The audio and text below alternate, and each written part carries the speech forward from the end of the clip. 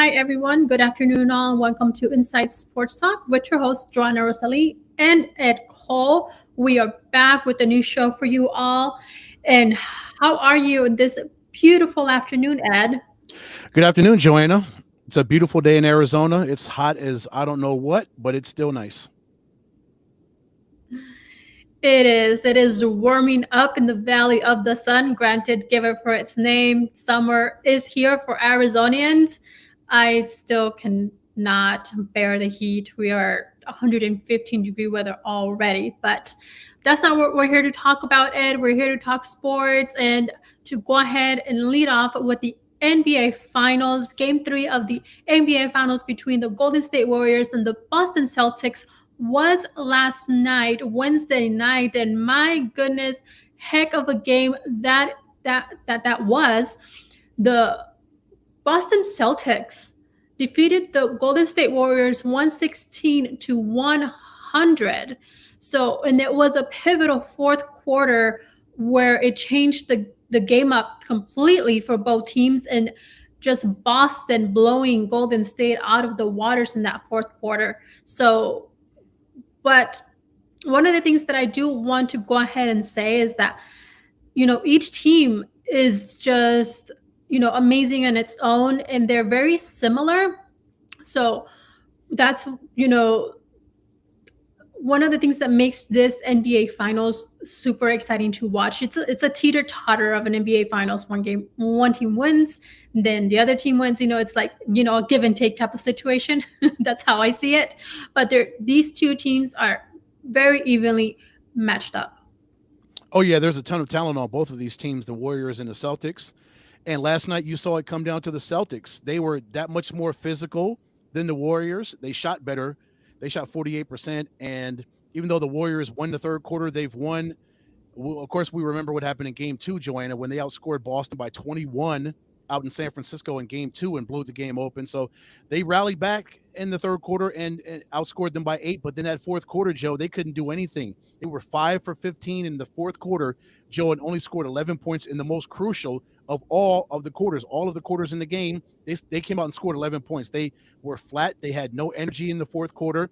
And maybe it was because they exerted so much energy in the third quarter trying to get back into the game, Joe. And that's what Boston does. They leaned on the Warriors all night long because they're physical and they play that brand of defense, Joanna. And when you've got Tatum that scores 26 and Jaylen Brown gets 27, Marcus Smart gets 24, and Clay and Steph, they were okay. I mean, they scored 56 points between them, but Clay struggled to get his points. And then Steph, I know he got hurt later in the game, but it's just that defense that the Warriors put on him. They wore him out last night. Yeah, it has been a heck of a NBA Finals. You mentioned game two, how much of a difference. Well, pretty much throughout the finals, that's how it's been, a pretty large difference as far as the points when you look at it. Game one, Boston 120, Golden State 108. For game two, Boston scored 88 points, Golden State 107. So it's pretty much we see a trend. The game, yes, it's close. When it comes to that first half, maybe to that third quarter, coming that fourth quarter, that's when it gets one team blows away the other team. The other one, other things that also makes these teams very alike, and what they both brought into the finals is their 3-point battle. Is the shots, from the 3-point line. If it's not one, it's the other. So they're it's like a battle that they have between them, and they're pretty evenly matched up when it comes to that as well. So you mentioned the physicality of it. One of the things that I think with Boston, and I will say that Boston, and I'll give you my prediction now, is going to be the one who wins the NBA Finals. So their defense is what makes them who they are, and they just go and attack. We saw that how they went ahead and have gone after Steph Curry. So that's going to be a major impact for the Celtics or on the Golden State Warriors, I should say, where they're going to have to readjust them more. So we saw how that affected the team last night. The other one, which you don't really see across teams in the NBA, and I get on teams for this, and I've gotten on the Phoenix Suns for this, throughout the season and even during their playoff run was their second chance points. Those are that opportunity there where you can capitalize and can definitely set your tempo for a series or for even a game. So for the Boston Celtics, it was 22 points of second chance points. So they do go ahead and seek that opportunity. So, that also made a difference for the Boston Celtics last night. Yeah, you talk about plus 11 on the second chance points. Then we talk about points in the paint, Joanna. They were plus 26. 52-26, they outscored the Warriors in the paint. And then you talk about their offensive rebounding. They were plus 9. They had 15 offensive rebounds last night, Joe, and they were plus 16 overall as far as rebounding is concerned.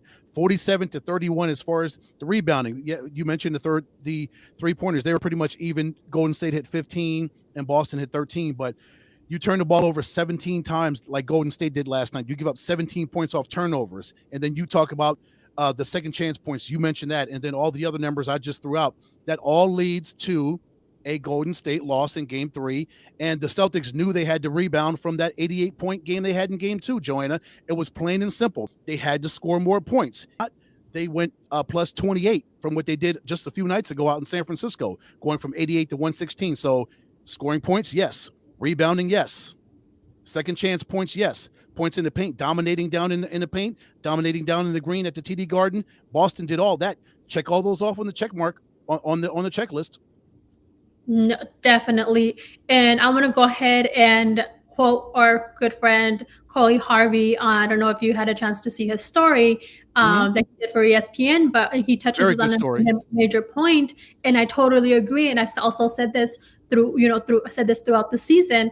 It's the little things. The little things are that matter, and what can make your run to winning even an NBA's finals championship and be crowned champion. So he points it out very well in his story. If you haven't seen it, you can go ahead and go to his social media. He has it up there. You can even go to my own social media story on Instagram, at least for the next like 24 hours. So you can find it there, which I shared supporting my friends. And that's truly what it is that does, make an effect. And you touched, the points in the paint. So all those little contributing factors, you add that up, the turnovers, all of that, you pile it up, it makes a huge difference. So definitely Boston came out, seeking revenge from that loss against Golden State on game 2. They capitalized on game 3. So we'll see how the Golden State Warriors go ahead and are they able to go ahead and turn this around, or that Boston is just going to go ahead and continue feeding off of that hype from last night's game and go ahead and seek an advantage on the series even more over Golden State. And Boston knows what the key to victory is to beat the Golden State Warriors, right, Joanna? It's play as physical a brand of basketball as you can, which they did last night. Continue to crash the boards and get those second chance opportunities. They were 10 for 16 in those second chance opportunities, Joe. Guess how many chances Golden State had on second chance? 6. So they were plus 10. They had that many more chances to be a plus 11 as far as the second chance opportunities go. But 15 offensive rebounds, that's huge. When you can continue to atone for your misses and you can capitalize off of that and have 22 points in the paint, 22 second chance points, that gives you a huge advantage if you're Boston. And a situation when Draymond Green is not shooting well, Kevon Looney didn't really contribute anything, 6 points. And nobody really contributed off the bench. Jordan Poole had 10 points off the bench, but Otto Porter Jr. gives you 6. Gary Payton gives you 2. I know, granted, he's coming back from an injury, Joe. GP2 is coming back from an injury. So it's going to be it's going to give him time to really get back into the mix. But Clay and Steph, it's like you've got to get more help. Wiggins has got to step up and get more. Yes, he had 18 last night, but Draymond's got to give you more from an offensive standpoint. Yes, we know the Warriors do not rely on him for scoring. They rely on him for his defense and his assists and his ability to get in the other players' heads on the other side of the ball court. Yeah, no, definitely. So we'll see how Steve Curry comes out for the next game, for game 4 being, you mentioned he had a slight of an injury. He wasn't doing so great after he took that fall. I believe, was it the 4th quarter, I want to say? Yes, it was the 4th. So yeah, so he did confirm that he will be playing on game 4 tomorrow night, Friday. So we'll see how he comes out on the court and how much an effect, if any, will be on Golden State, and well, Boston Celtics gonna capitalize over that injury, or how Steph Curry's health is doing. And whatever Steph Curry they get is better than no Steph Curry at all for the Warriors. They will not win a championship if Steph Curry is not playing in this series. Definitely. And talking about wins and losses, so who has more to lose here, Ed? So, does the Golden State have more to lose? They are NBA champions. We have Boston Celtics. We have they're all trying to go ahead and as far as the team that's there now is trying to get their first championship ring for each of these players. So we have veterans who've been there for Golden State. With just Steph Curry, has 6 NBA final appearances, a 3-time NBA champion. So just mentioning Steph Curry. So what are your thoughts on who has more to lose here? I think probably the Warriors have more to lose. They've been there a ton of times, and I would think that the Celtics are young enough where they can continue to make these kind of runs, Joanna, and be strong contenders in the Eastern Conference for years to come. So I think that their ceiling in their window is a lot more open than what the Warriors is, especially with the Western Conference going to continue to get stronger, Joanna. These teams out west, they're getting better, and if the Warriors say they don't win it this year, I don't think the window's completely closed for them, but it's going to be a lot harder because of the level of talent that you have as far as the teams that they're going to contend with next season to try to get back to the NBA Finals next year. No, I agree. Golden State is the one who has more to lose, but I do see that the Boston Celtics look a little bit more hungrier than the Warriors. Mm-hmm. Yes, because the Celtics as an organization, they haven't been there in 12 years. I don't believe 10 or 12 years. Somewhere around there. 2008, 2010, the last time they've been to the finals. So yeah, it's hard to get there. So when you get there, you don't want to not come back again. When you get there, you want to win a championship, right? You don't want to lose it. Yeah. So the other question that's up in the air and has been, talked about, and I'll go ahead and pose it here for us to have a conversation on. I might decide to do something a little bit more extensive on this later on, but is Steph Curry's legacy, is it in question? No. No? No. The man has cemented himself as the greatest shooter to have ever picked up a basketball and played at this level, or whatever level it is. Steph he's revolutionized the game as far as shooting is concerned. And if they don't win the finals this year, I don't think that taints his legacy at all. He's a first ballot Hall of Famer and an absolute monster out there on the court. One man can't win a championship. He needs other guys around him to win a title. So if the Celtics do win, no, it doesn't tarnish anything that he's done in his career. He will still be an absolute a savage out there, and the shots and things that he's able to do out on the court, Joanna, no, that whatever happens in this series will not take away from what he's already done in his career and what he will do moving forward. What do you think? Yeah, it's a challenge. I'm not going to say with Curry.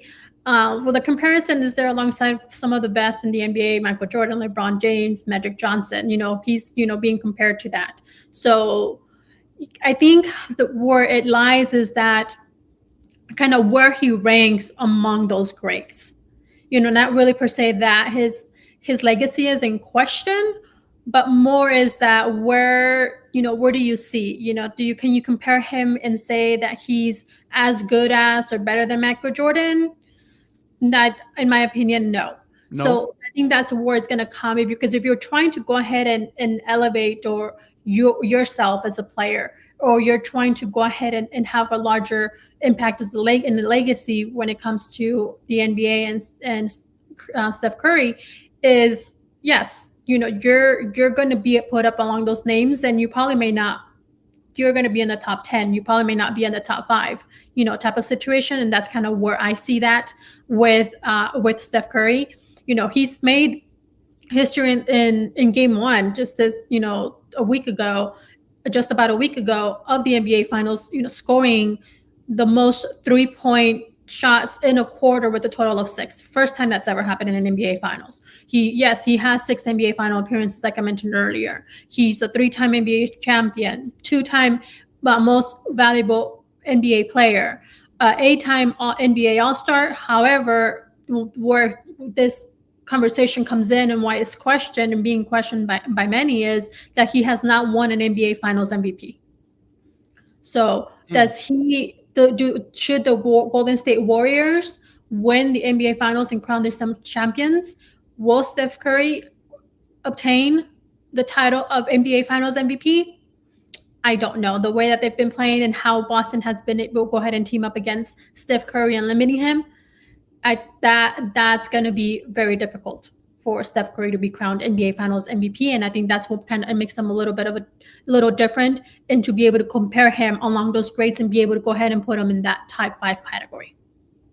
Well, if Golden State were to come back and win this thing, they'd have to win 3 more games, and we would have to see how Steph plays in those 3 games. Should it go 6 or 7 games, if Steph consistently plays up to where we know Steph can play, and he leads his guys to those 3 victories to get a championship, and maybe he would be crowned the NBA Finals MVP. Depends on how he plays, but I mean, from an output standpoint, he's putting up the points. He's doing everything he can do. So we'll just have to see over the course of the next number of games, however many more games it goes. If it goes 4 more games, or however it goes, if Golden State were to win a championship, or if Boston wins it, clearly he wouldn't get the NBA Finals MVP. They'd give it to probably Tatum or Brown or Marcus Smart or somebody like that. But we'll just have to see. It's still a long series. It's far from over, even though Boston got the game last night.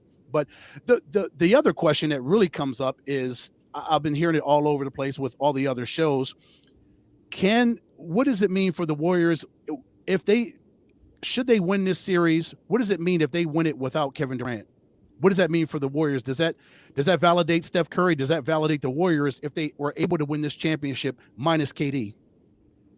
I think that for the Golden State Warriors, it would mean that they can win regardless of who's on their team and who's not in their team. Because yes, it's been questioned, can the Warriors, win an NBA Finals without Kevin Durant? So yes, he was a huge impact, and he did carry a team a great deal when he did take them there and he was with the team. But it also speaks to the volumes of what you can do with and without a player. Yes, you had this type of caliber player. You don't have him now, but you're able to go ahead and restructure your team and move the pieces around to what it is that you need and to fill for that void per se. But you're able to go ahead and capitalize regardless. Right. And it is so hard to replace a guy of his stature, right, Joe? You don't just lose Kevin Durant and replace him with a guy that's the level of Kevin Durant, because not many guys are at his level. I mean, that'd be impossible to ask Andrew Wiggins to put up KD type numbers in the NBA Finals, his first NBA Finals, because he's not Kevin Durant. You can't ask Draymond because Draymond is not that guy. That's not his role. You can't ask Kevon Looney to do that because that's not his role. That's not his skill set. That's not his strength. KD had so many different strengths. So yes, it is hard to fill that void when you're trying to replace a guy like that came there for those 2 years and electrified that organization and won them back-to-back world championships. Yeah, granted, they won one before he got there, but still, when you add a guy like that, it's hard to replace him. Definitely, definitely not easy. But no. I do want to say, speaking about players, who has been someone who stood out so far to you in this NBA Finals? Ooh. For me, actually, it's one of the guys off the bench for the Celtics, Grant Williams. I love the way Grant plays when he comes in. He is a spark plug. I love the defense, how aggressive he is when he comes in, and he just tries to disrupt everything the Warriors are trying to do from a scoring point standpoint. And last night he had 10 points. He was really good off the bench. He was a plus 10. Joe, 4 from 7 from the field. He had 5 rebounds. So I love the way Grant Williams is playing. So every time he comes in, I look for number 12 and see what he's going to do against Golden State. What about you? For me, I'm gonna go ahead and go with the one that everyone's been talking about, because I even myself didn't have too much of an eye on him. throughout the season or much of the playoffs. But when he went ahead and capitalized on that game one, and he's been to talk, is Al Horford. He's just been able to go ahead and step up to the plate and be that difference for the Boston Celtics. So that would be the one for me who stood out the most and can continue to make a difference for the team and bring them to go ahead and get that championship for the team. And Joe, if I can throw a 1A, of course it would be, for me, it'd be 0, Jason Tatum. There's always been so much talk over his career. When is he going to take that next step to really become a superstar, Joe? So should he lead his team to a world championship? Last night he had 26. Yeah, he didn't shoot that well, 9 of 23. It was just one of those nights where he had to labor to get his points, Joanna. But I want to see if Tatum is really going to take that next step, Joanna, and bust through that ceiling and join the others that are considered legitimate superstars in the NBA, because we know Jason's got all the talent in the world. That kid can ball, but can he move himself to that next level? Right. No, you do make a point there, and I think that's been a challenge for for Tatum, and we'll see if that's going to be, if he's going to stand to the test of time. With him being in the big stage that he's at now, and can definitely make or break his career as well. Of course, this is their time. This is the time for him to shine and Jaylen Brown to shine. They were knocking on the door for so many years, Joanna. They made it to the Eastern Conference Finals for, I believe, 3 or 4 straight years. They were knocking on the door of being where they are today. So now that they were able to bust through that door, become Eastern Conference champions, now is the time for them to seize that championship. They got 2 more wins to get there. They're almost there. They're halfway there. Yep. So I want to ask you, before we go ahead and move on to our next segment here, is who wins and how many games? I think the Celtics are going to win in 6. I would not be surprised if Golden State won tomorrow night to even this thing up before they go back to San Francisco. And I've got a sneaking suspicion the Celtics would win Game 5 in Frisco, bring it back to Boston, and win in Game 6. Possible. They've already won in San Fran. I know, it's all possible. Yep. It's all possible. Say Steph comes out to Joanne and just drops a major bomb on Boston, and Boston can't do anything, and Clay goes off and Wiggins does his thing. It's very possible Golden State could tie this thing up before they get on that bird and head back west. It could. And we know sports. We know how these things roll, pun intended. Anything can happen. So as I mentioned earlier, Boston Celtics for the win. I think their defense is going to get them there and be able to go ahead and get that trophy in their hands. And I also go for 6 games, but it has a possibility to go to 7. I do agree with the way that we see these teams go and evenly matched up. It has a strong possibility to make it to 7 games. And here's one thing. I'm going to tell you what. If Boston wins tomorrow night, there's no way Golden State is going to pull what the Cavaliers did to them a couple years ago when they were down 3-1. Remember that? They're not coming back from 3-1 down. Not against the Celtics and that defense. No way. Yeah. No. Definitely. So it is definitely a must win for Golden State tomorrow night. They lose, the series is over. They're down 3-1. No way. Speaking about playoffs or that of the sort, we have the NHL Stanley Cup Finals, Ed. So how much of a hockey fan are you? Do you follow it very closely at all? Yeah, quite well. This Lightning and Ranger series is pretty good, huh? They're tied 2-2, going for a Game 5. This is a good series, even though out west it looks like Colorado's pretty strong. They've been strong all year long, Joe. The Avalanche, that's an outstanding organization. They're strong. Yeah, so as you mentioned, that the Western Conference Finals have been determined. Colorado Avalanche advanced to the Stanley Cup Finals, sweeping the Oilers 4-0. So they're waiting for their rival for the Stanley Cup Finals. And then you mentioned that Eastern Conference Finals are still in play, with the series tied 2-2 between the New York Rangers and Tampa Bay Lightning. So Game 5 of the Western Conference Finals is tonight. Actually, not too far off from that game. So with New York, it's going to be in New York actually, Madison Square Garden is going to be lit up, and the Oh, Rangers fans, you know how die hard of a fans they are. So and that's been a heck of a series. And I actually, after we conclude our show, I'm going to be jumping on and watching that because I like hockey. I don't follow it too closely. I, you know, just enough to know what's happening. But when it comes to the Stanley Cup playoffs, in the finals, that's where it lights me up. I do prefer to be at a hockey game and watch it. I think it's just much more exciting. You can just get, you know, that energy and that vibe is, it's not, you know, you can't compare, of course, but I'll be definitely watching that Rangers and Lightning because it's gonna be a heck of a series, and I think might even go, you know, all the way to Game 7. So who knows? it could. And the fact that it's at the Mecca, Madison Square Garden, Joanna, the most famous sports arena in the world for Game 5. And again, you talked about how rabid that fan base is for the Rangers. They haven't been to the Stanley Cup Finals since 1994. They haven't been in almost, was that six, quick math, 28, almost 30 years. So Yeah. you know that fan base is jacked because their team is good again and they're relevant and they're 2 wins away from the Stanley Cup Final. Yeah, from reaching the So Stanley Cup Finals. so Yeah. Joe, whoever makes it out of the East, they are in for a dogfight because Colorado is good. They're very good. Mm-hmm. So I take the New York Rangers. You know, I have a little bit of a Ranger fan in me, just, you know, growing up and watching it and just being New York and being the Rangers. So you got them winning the whole series or just tonight? I have them winning the series.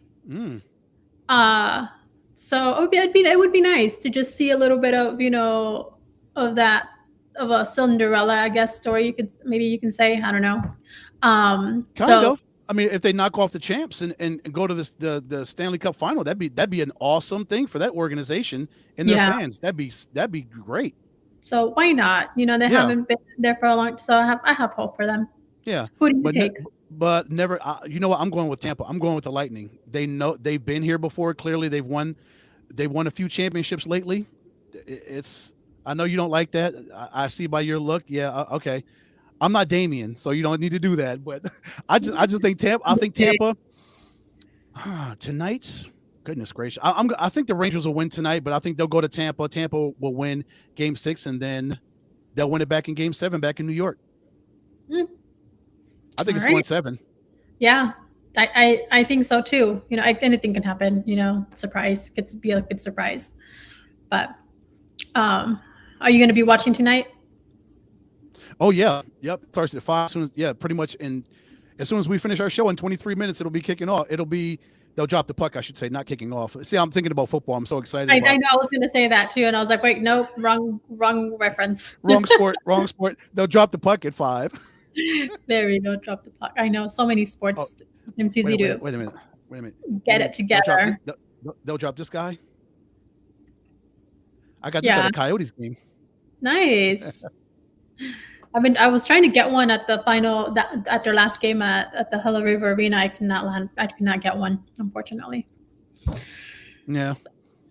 But yeah, exciting times for the Coyotes, huh? I guess they'll hopefully they'll move ahead with plans to do their entertainment district down in Tempe and see what happens with the future. But at least for the time being, it looks good for the Coyotes to stay here, right, Joe?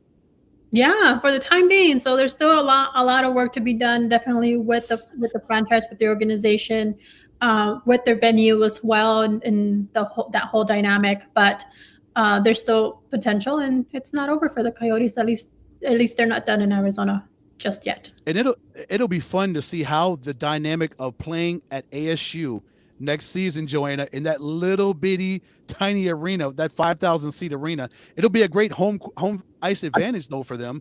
But I just want to see. I'm sure they'll pack it out every night. It's only a 5,000 seat arena, so they'll pack the place. But it should be kind of cool playing in that little arena. I'm sure the NHL is like, oh, so you guys gonna play on ASU's campus, huh? 5,000 seats. That's all you can get.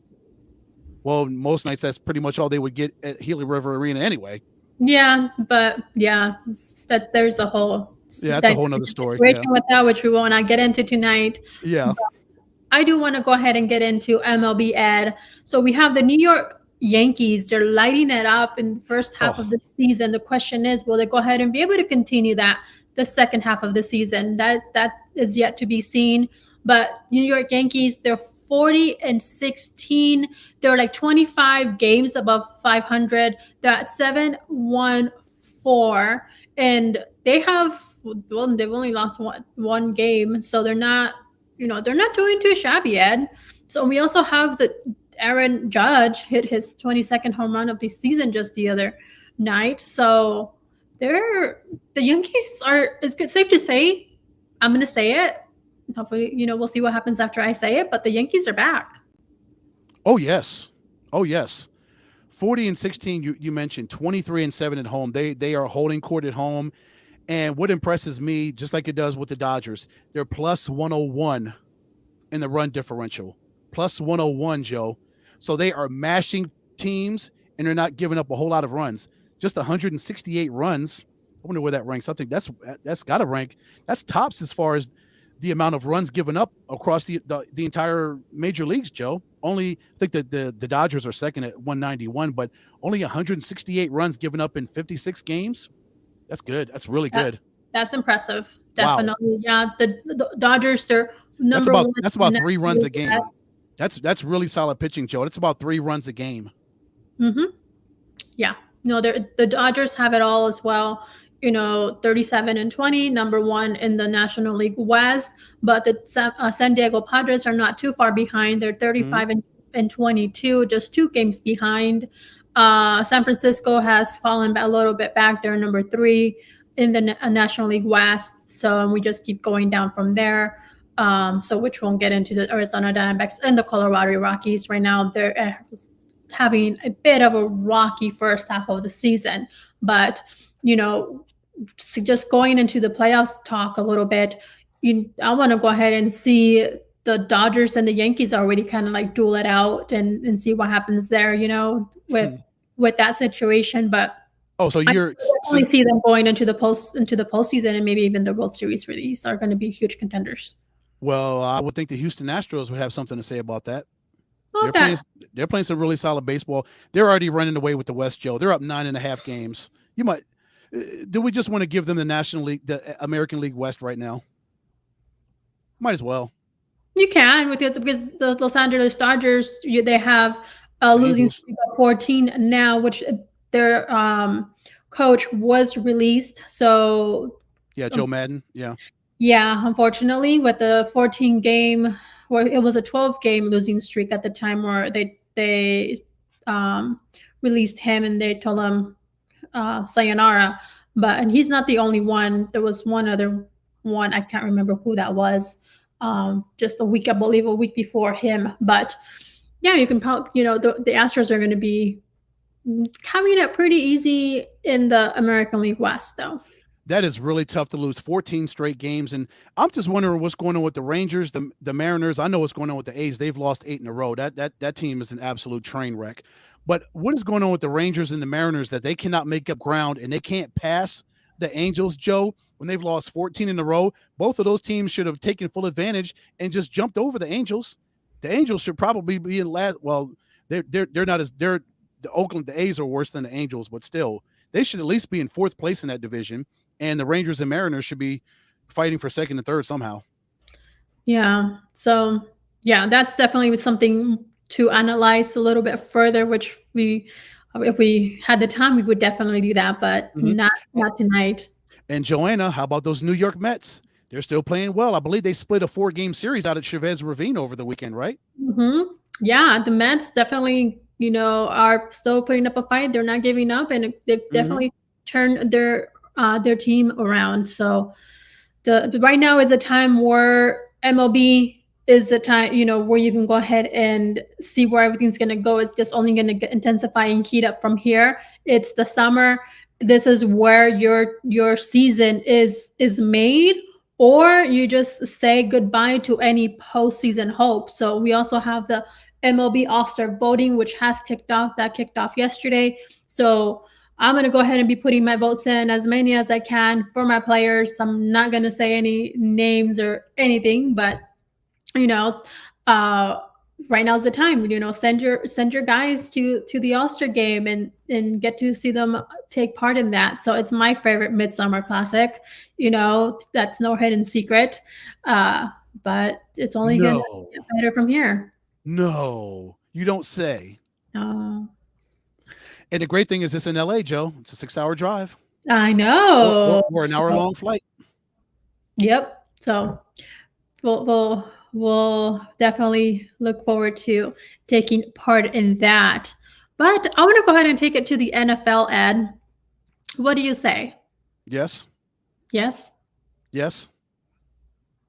All I right. would never say no to the NFL. Come on. Well, we have Aaron Rodgers. He has said that he will finish his career with the Green Bay Packers. So, what does that mean for him in the Packers, Ed? It means that they're going to have a lot more success.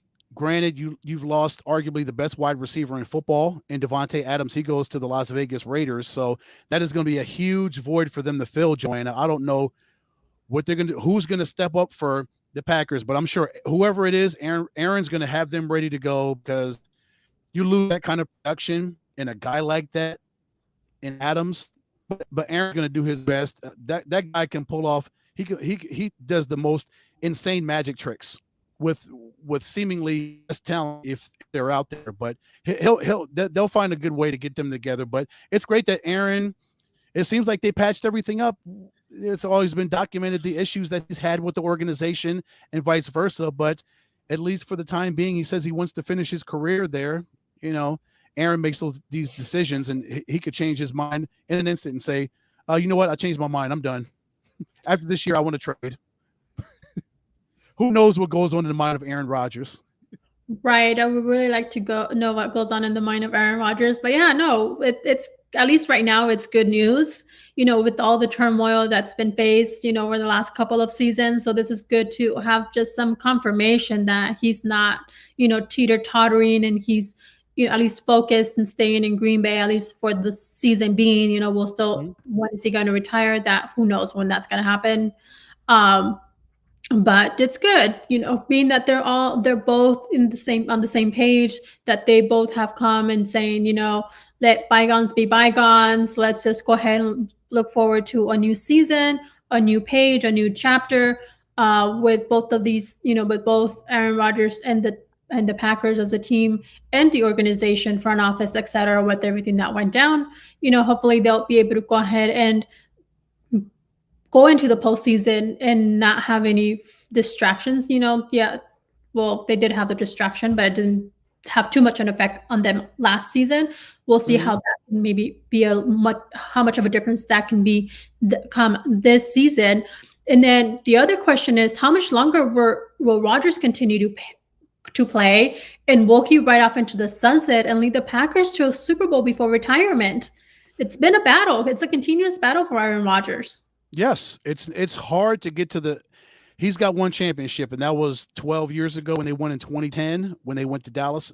When they went to Dallas and beat the Steelers, it's hard to get to the Super Bowl and win it consistently. So for Tom to get 7 of them, that's amazing in itself. To get one is an amazement in itself, Joe. But Mhm. to get 7 of them, and I know Aaron looks at Tom like, "Wow, you got 7, and I only got one." How many times did I get to the NFC Championship game and lose? Like it was a couple years ago when he played Tom at Lambeau and lost, and then they went and then they made it. It's difficult, but as long as he can stay healthy, Joe, and they put pieces around him, again, they've got to find a way to replace that kind of production from Devontae Adams, and that's going to be hard.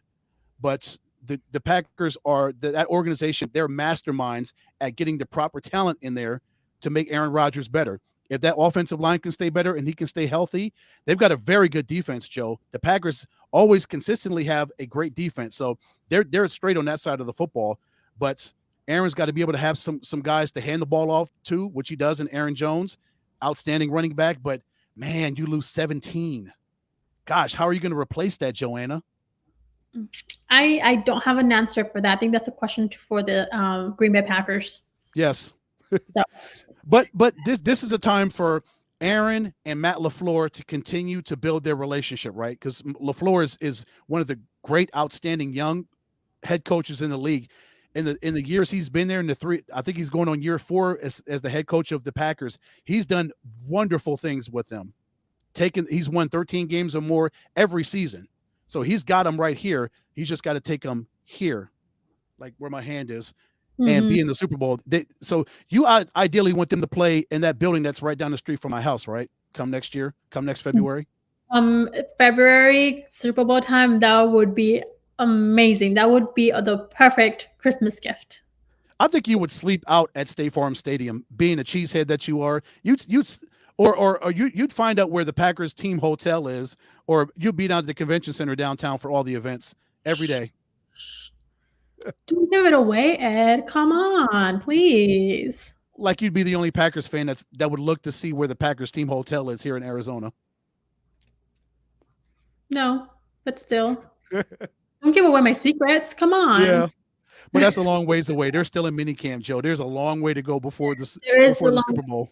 There is a long ways away, and I think Aaron Rodgers should ask Tom Brady if he's, a recipe of his success or a page out of his playbook on how he's able to go ahead and get to that many championship or have as many championship rings as he has. Although you and I know part of that, but some of the challenges that I think that Aaron Rodgers will go ahead and face this season, and you mentioned it, having that key player that they no longer have, and also his health, you mentioned it, is one of the things that really has hurt the Packers and has also hurt the chances of them advancing to the Super Bowl. So we'll see if this season is going to be any different for Aaron Rodgers and the Packers.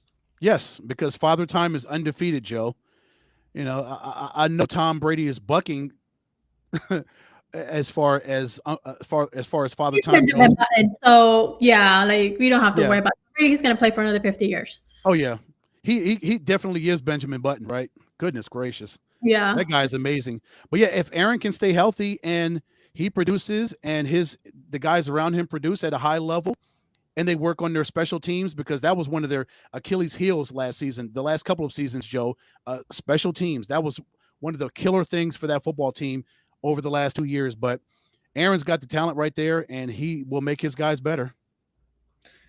Definitely. So Ed, I want to ask you, what is your buying power? As far as what? Just what's your buying power? You want to buy anything, how much can you shell out? Decent amount. Okay. All right. Do you have enough buying power for the Denver Broncos? I don't have $4.65 billion of buying power, but there's a conglomerate that evidently does. Yeah, definitely. The Denver Broncos have entered a sale agreement of $4.65 billion, and that's billion with the B per ESPN. So it would become a record sale for not only an NFL team, but also for a North American sports franchise, Ed. So the sale agreement is headed by Walmart heir Rob Walton to include his daughter and her husband, and also Melody Hobson. Get this, CEO of Ariel Investment. She's a chair of the board of Starbucks and a director at JP Morgan Chase. So what a heck of a group to go ahead and come together for this sale, looking to go ahead and close this out. The agreement is still Joe, I'm sorry? And you know who else she is? She would be the first she would be the first Black woman to have an ownership stake in the National Football League. Melody. Thank you for that. No, I did not know that. Yes, she will be the first one.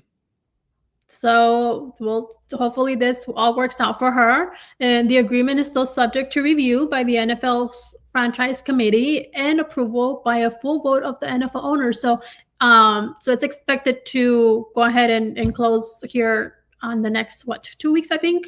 Mm-hmm. Yeah, about 2 weeks. Yeah. So. Yeah, when you're dealing with $5 billion, Joanna, you got to cross the T's and dot the I's. You got to make sure everything is right. Yeah. So yeah, what a heck of a time for Denver Broncos, to go ahead and change some stuff up. And, I guess it's the perfect time because, they have a QB. They're trying to just hit the reset button. And now you have new ownership potentially coming into play. And also, a familiar name might become a potential owner in that group, Joanna. We're talking about Peyton Manning. He's been approached as far as becoming and having an advisory role with the Broncos, which could in turn have him absorb into becoming one of the part owners of the football team. So I think that would be a great move for the Broncos from a PR standpoint, and clearly for Peyton to become a part owner of a franchise who he took to the Super Bowl. Wow, that's very, imagine that. Yeah. This is very, I don't know. I don't know what's the word. There's not enough words to describe what that is, Ed, really. That would be It's so mind-blowing. Yeah, it is.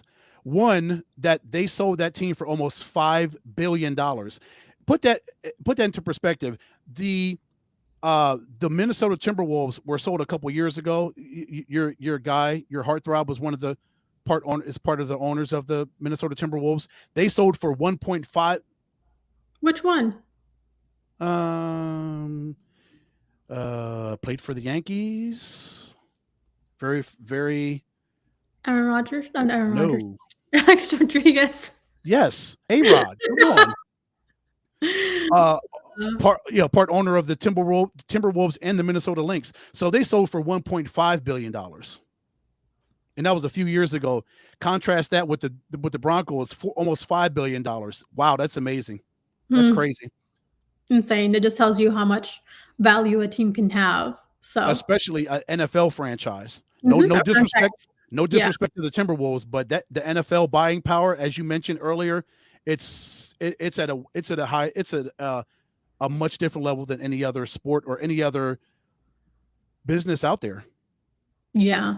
And speaking of buying power, Ed, so Baker Mayfield requested to be released from the Cleveland Browns. Mm-hmm. He's been excused from mandatory minicamp this coming week, but his salary is fully guaranteed. That's great. What? Good for Baker.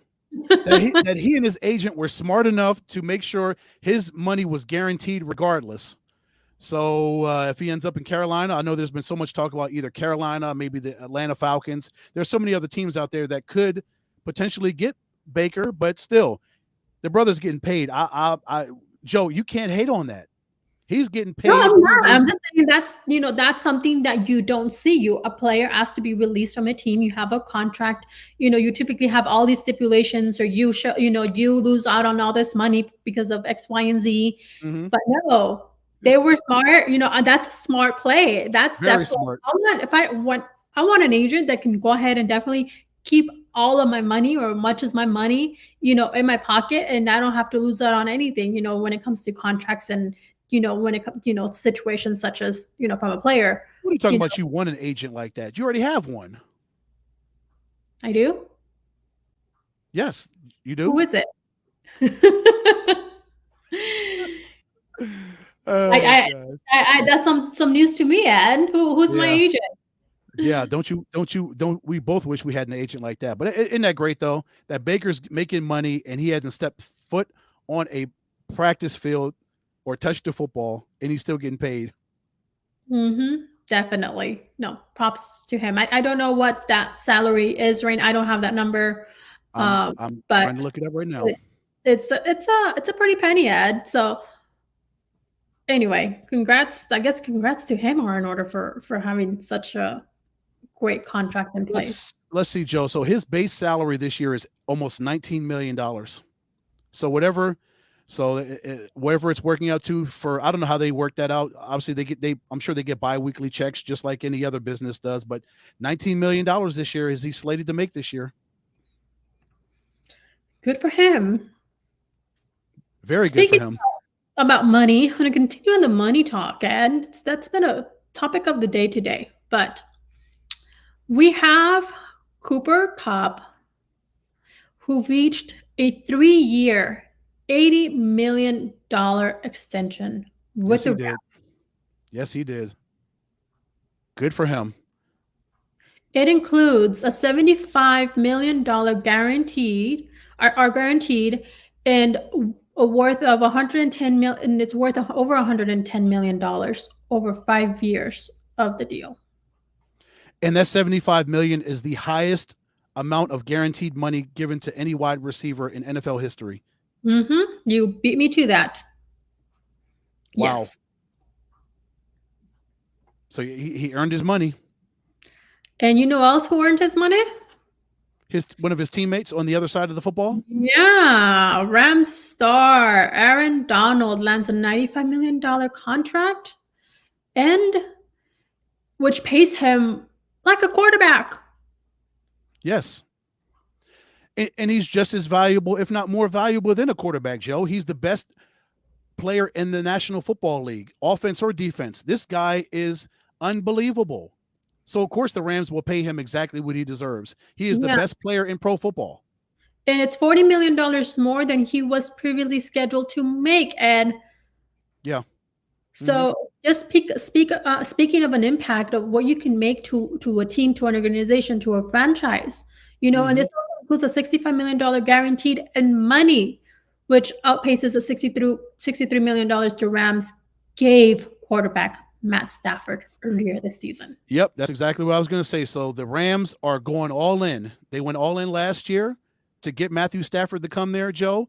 And they won. It worked out to great success. They won the Super Bowl, and they are like, okay, we won it this year. So Aaron wants more money. We know he is the cornerstone of this franchise. We're going to give him what he wants. We saw what Cooper Kupp did for us. We saw what he did in that playoff game against the Tampa Bay Buccaneers on that final play, Joanna. You remember that play and what he did in the Super Bowl? And he's bided his time and he's worked his tail off for us since he's been here. We're going to give him his money, and Matthew got his money because he led them to a Super Bowl championship. So the Rams, I love the organization and the way that they are they're putting all their chips are going on the table, Joe. They're going all in. Shoot, as they should. The Cardinals, right, they should definitely have, you're gonna have to be putting up a fight if they want to see any type of postseason, life and even a possible aim for the Super Bowl. Yes, Joe, because the Rams know they're in a prime position right now. Russell Wilson's not in Seattle anymore. They're at a crossroads right now. We don't know what the Seahawks are going to look like offensively. And their defenses, they've always been okay after the Legion of Boom. And the Cardinals are going to be, we don't know what they're going to be. They're going to miss DeAndre Hopkins for the first 6 games of the year. So offensively, they're going to be different. And we know the San Francisco 49ers. Who are they going to look like? What's Jimmy Garoppolo going to look like? Is Trey Lance going to be that guy that needs to step up if he needs to step up? We know defensively they're very good. The 49ers are, but they've been besieged with injuries over the last couple of seasons. So now the Rams are like, okay, we see what our competition's like in the NFC West. We're going to spend some money right here. We're going to keep our guys in-house. We won a Super Bowl. We got a beautiful stadium, and the feeling is great here in Los Angeles. So we're going to spend some money to keep that feeling going on for at least one more season. Yeah, we'll see how much more that feeling lasts, because we know when you come off of a high of winning a Super Bowl, sometimes you continue that, but it doesn't always translate to something positive. So we'll see how that, affects the Los Angeles Rams into the new season, or when the new season kicks off. Yes, and Joanna, it's Los Angeles. Of course they're going to do it big, right? Of course. Yes. Wouldn't expect anything less. Of course. And didn't Sean McVay get an extension too? I believe he got an extension. Mm-hmm. So the head coach got paid. So everyone got paid. Yes. But you know who's getting paid, Ed? Who? There are elite names in PGA that are not getting paid. So the PGA Tour has suspended 17 members because they decided to go ahead and play the Live Golf Tournament. And those players that are banned from tour events are Phil Mickelson, Dustin Johnson, Ian Poulter, Lee Westwood, and Sergio Garcia, just to name a few, due to the how should I say this? Due to money that they're receiving to go ahead and go into this tournament, which has been very, very controversial. Just the whole layout of it. Yeah, it's been controversial because one of the major financiers or owners of the Live series, there's been a lot of human rights issues that he's been linked to. So that's one of the major controversies in this whole situation, Joanna. But when the Live Golf Series is giving out signing bonuses of reportedly over $100 million, Wouldn't you think those 17 guys would leave? And I know that PGA Tour, can they counter that kind of money? And I don't think so. When you've got 54 whole events, Joanna, they've got so many different, they've got 7 regular season events, and they're offering $25 million purses, Joe, for these tournaments. And the winner gets $4 million. The last place finisher, Joe, the last place guy, he gets 120,000. I'll take 120,000 for coming in last place. Wouldn't you? I'll take a quarter of that. Like, heck, I don't blame them, but I also do understand where the PGA Tours, in that aspect, management or what you want to call it, why they stand and saying, hey, you're suspended, you're not going to participate in any events, any future tournaments for however long being, because it's human rights, how, like, for me as a player my heart would not set right that I'm playing, regardless of the money. Yes, because we know the money makes the world go round and just makes, for many things better. Yeah, money talks, right? If I'm in need of it, I don't know. But even still, like, it's just human rights, when that's an issue. And someone, I wouldn't, as someone who has a stance as such as I do, which I'm not going to get into the details of that, I just wouldn't see myself going into a tournament or someone who represents, such a controversy. I would rather just, hold out and not even participate. Yeah, me myself, you're right. The money will be hard to turn down, but you're right. When you think about it in your heart of hearts, you look at yourself in the mirror and say, do I want to be affiliated with an organization that has these kind of controversial ties and these things that have happened? I don't know if I could be a part of that. I don't know if I could get on any golf course and look at myself and be like, okay, I feel good about this. I made the right decision when it might not be the right decision because of what this organization, it doesn't stand for that, but the person that's behind it, they've had some really bad things that they were involved in and tied to. Do I want to be affiliated? Do I want to be known as a person that's a part of this organization? Yeah, no, that's exactly, definitely. I don't want my name to be tarnished because of having ties to someone Yes, who but made such an effect on human beings, on the world. yes, And to each their own. I get it, but I think it's one of the things that I learned is money comes and goes as well. So I rather stand with my beliefs and my values regardless of the money, and be able to go ahead and be at peace with myself. true. But also from the player standpoint, they believe that they are truly independent contractors and they can go to and do whatever they want to do, which they should be that should be well within their rights. But the PGA Tour doesn't think so. That that's why they're levying out these suspensions because these guys are getting out of their contracts and they're going over to the Live Series. But it's, yeah, when you're throwing out that kind of money that we talked about, and for their season-ending championship, Joanna, it's going to be played in Miami in October. The purse is $50 million. When the Saudis are throwing out that kind of money, my goodness gracious, those human rights issues, sometimes they do fall far back in a person's mind when you've got that kind of money they're throwing at you. It's only human nature. Yeah, no, understood. But you also understand that there's going to be consequences that will come along with that. Oh yeah. So what are you going to be able to go ahead and, because of the money and the millions of dollars, you're going to go ahead and, are you okay with living with those consequences? So which would you rather, take? You have to weigh that consideration. Evidently a lot of people are, because 17 of those guys are went over to the Live Golf. They're okay with the decision that they made. That's them. Like you said, Joe, to each his own. Everybody makes their own decisions. Those are all grown men there that have made that decision. And to go ahead and go over and leave the PGA Tour, hey, so be it. Yeah. So be it.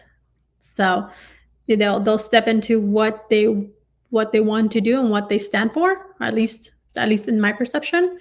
That's all we'll say on that. Mm-hmm. Ed, yeah, big money is big money makes you make some kinds of decisions that could not always be the best ones. Yeah, Mm-hmm. definitely.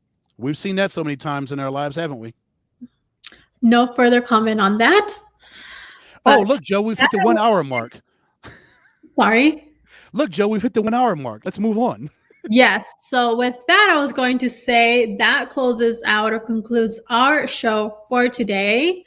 Ed, before we go ahead and give everyone our information on where they can go ahead and find us, do you have anything else you would like to share or add?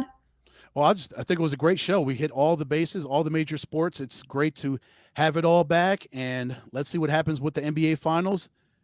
And we'll see what happens with baseball. I know that's your baby. Let's see what happens come All-Star break, and can the Yankees continue on? Can the Dodgers move on? I would love to see a Yankees Dodgers World Series. That'd be phenomenal. That'd be great.